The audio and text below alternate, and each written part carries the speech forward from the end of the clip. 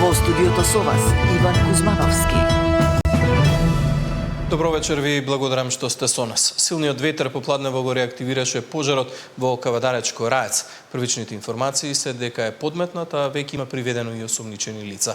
Вечерва градоначалникот на Кавадарци, како што информира од Центарот за управување со кризи, пријавил два нови пожари кај Камендол во близина на каменоломот Градба Промет, каде гори нискостеблеста шума и трева, а вториот помеѓу селата Цирково и Манастирец со можност за проширување на голем оган.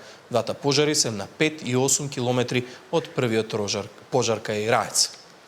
Ова е само една искра за ваква катастрофа. Денес оваа катастрофа ќе сопреме на овој пат. Храбрите кавадаречки пожарникари се насекаде околу мене. Полицискиот хеликоптер и ер-тракторите на ДЗС се заедно со нас. Но ресурсите се ограничени. Ако денес имаме вакви неколку пожари, тогаш ќе се соочиме со голем предизвик кој што ќе биде тежок за надминување.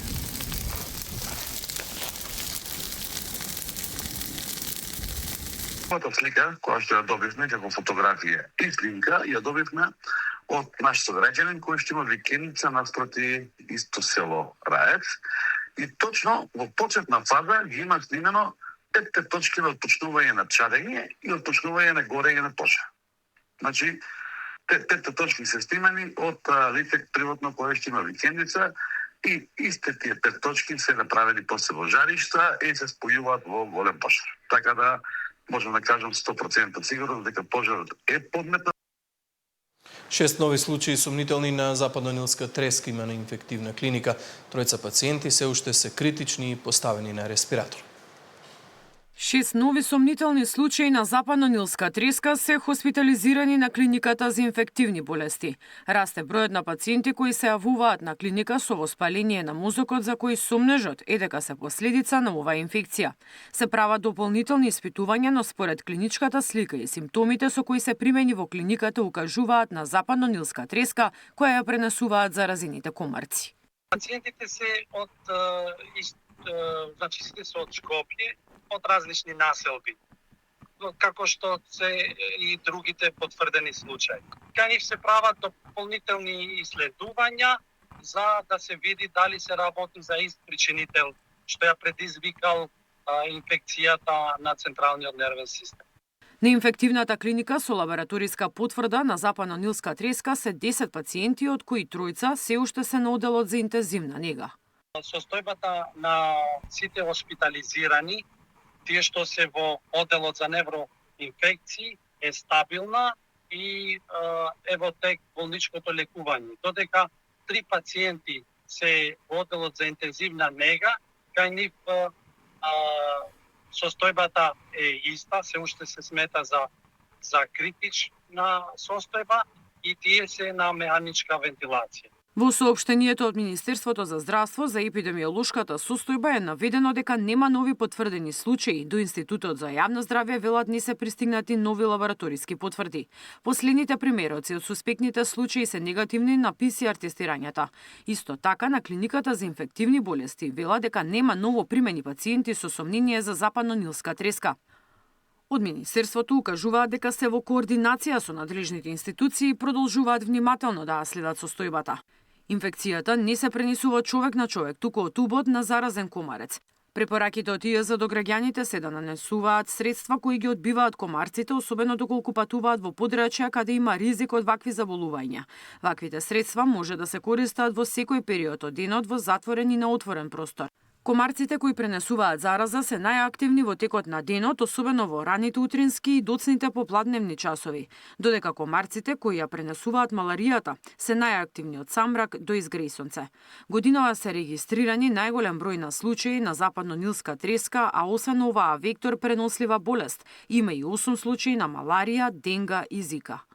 Миријана Давидовска, Сител телевизија. Иако има зголемен број на прегледи, од Министерството за здравство информираа дека епидемиолошката состојба во Гостивар останува стабилна и континуирано се следи од надлежните здравствени институции.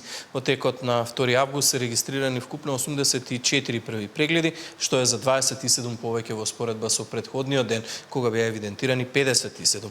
И покрај дневното зголемување, бројот на прегледи останува значително понизок во однос на пикот од 18 јули, кога беа регистрирани вкупно 649 прегледи. Иако првичните најави беа дека до крајот на минатата недела гостиварци ќе добијат питка вода од водоводниот систем, сепак појавата на нови бактерии го продолжија процесот на дезинфекција.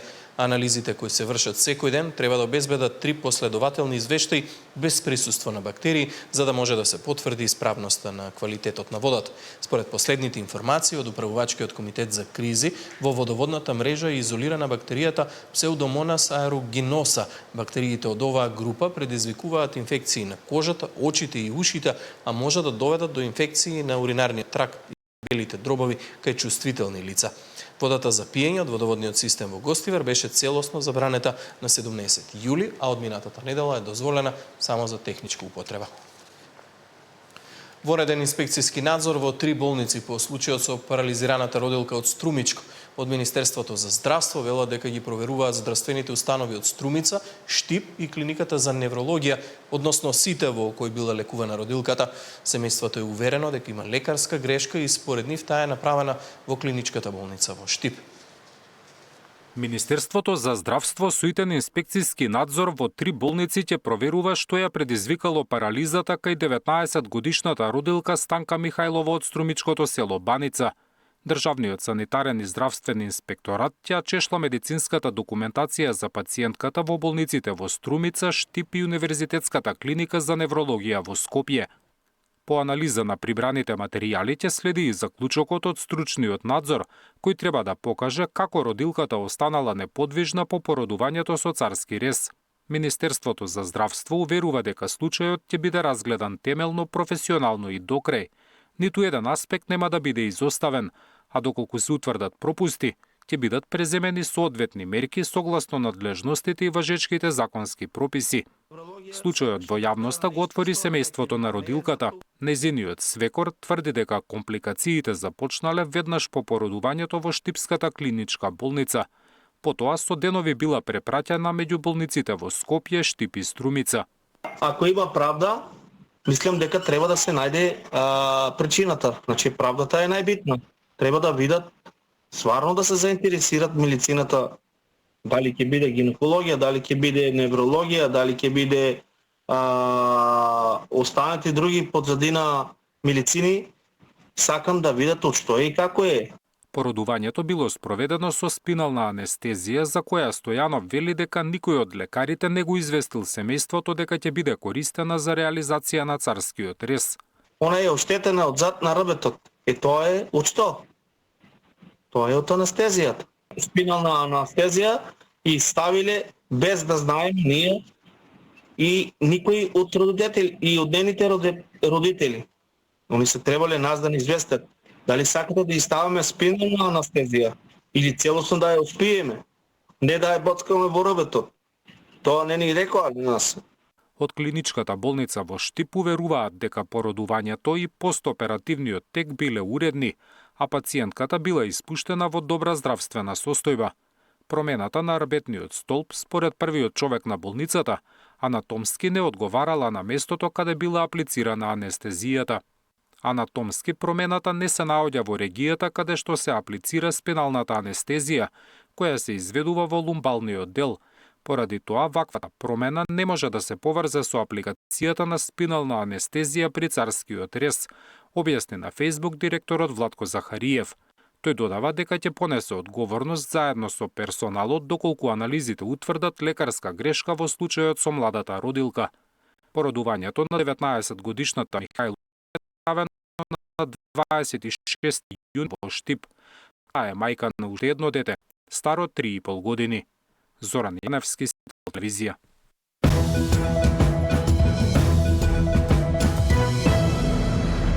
Министерот за надворешни работи Тимчо Муцунски во интервју за државната агенција МИА потврди дека се водат разговори за трајно решение за европските интеграции. Тој вели дека не може да објави детали за да не ги осудил разговорите на неуспех. Од опозицијата пак прашуваат како е можно министерот јавно да кажува дека води тајни преговори за иднината на државата. Владата води дискретни разговори со Европската Унија за трајно решение кое ќе ги деблокира евроинтеграциите, вели Муцунски во интервју за МИА. И покрај тоа што детали во јавноста не можат да се соопштат, министерот уверува дека тајноста на разговорите не значи и попуштање од веќе зацртаните црвени линии.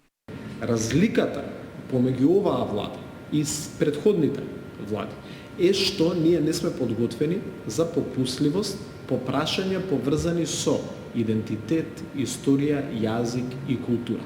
И затоа ние често зборуваме за тоа дека има разговори.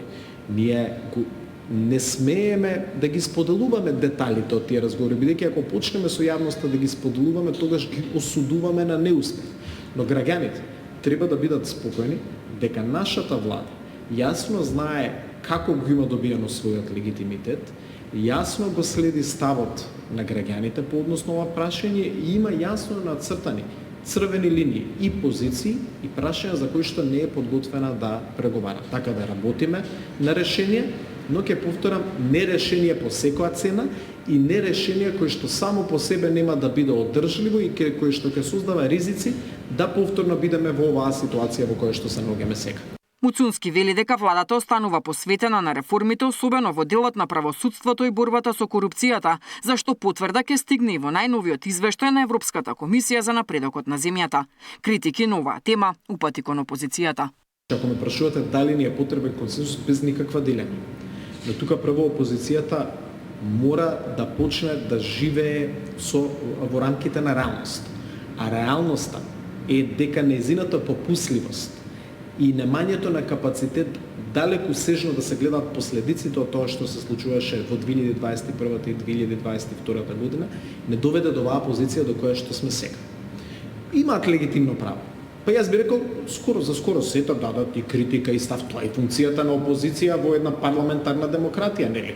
Да дава критика, да дава инпут. Но во делот на надворешната политика сметам дека е областа каде што треба да се извинат на граѓаните за сите грешки кои што ги правеа во тој 7-годишен период од владење и да дадат безрезервна поддршка на владата за да може да ги поврати позициите на државата и да може да работи за создавање на систем каде што конечно ќе имаме предвидливост по европскиот пат.